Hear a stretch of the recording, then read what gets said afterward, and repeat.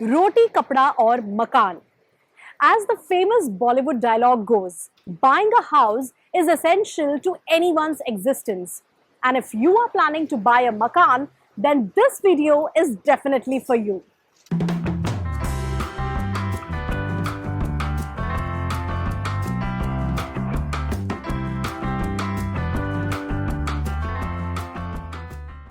Hi, I'm your host Deepshikha Yadav and you're watching Property Pundits on MBTV.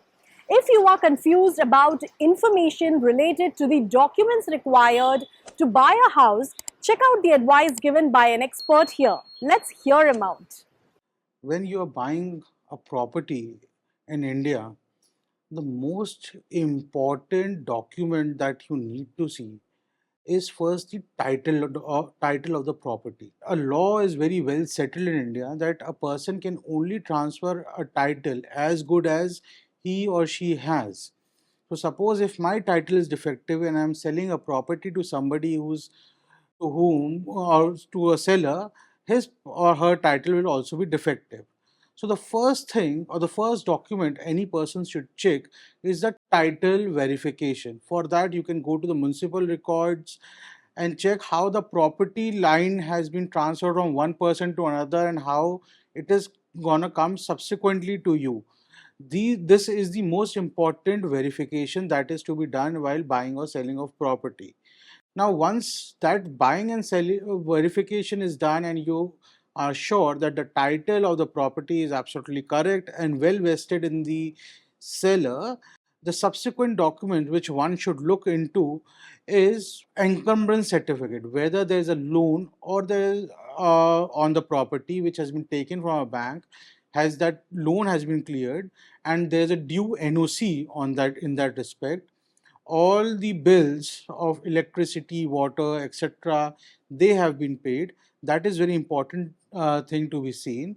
Then you need to see the original title deed of that property, not the photocopy.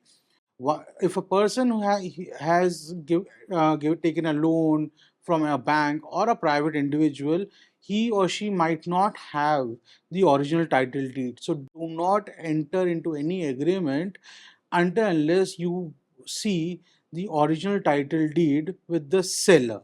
Uh, then you also have to look into the fact that if it is a builder made project, the building plan, you have to take building plans from him, the builder, or the earlier now the seller. You also have to take a completion certificate of the building, because if a completion certificate is not there, the building is not deemed correct for occupancy.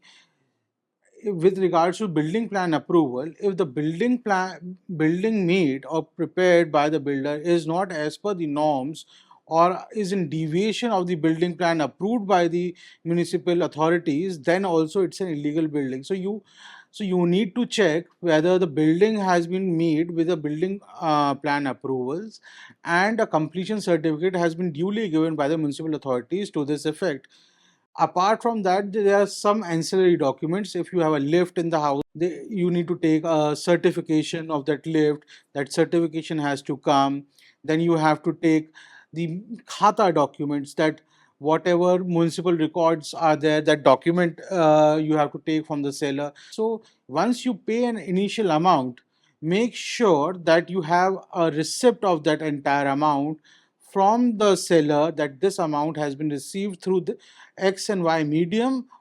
Suppose you're paying by a check with a check number and of this amount, and you immediately enter into an agreement to sell, which will have recital as to how much amount has been paid and in what tenures XYZ amount will be paid and how the transaction will be closed. This will give you a temporary title on the property and certain rights which cannot be extinguished by the acts of the seller, or even if extinguished, you will have a actionable claim on that.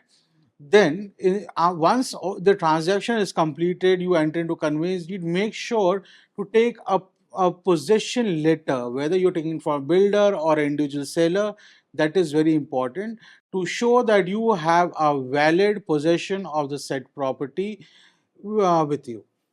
That's all for now. If you found this video helpful and informative, then do like and share it.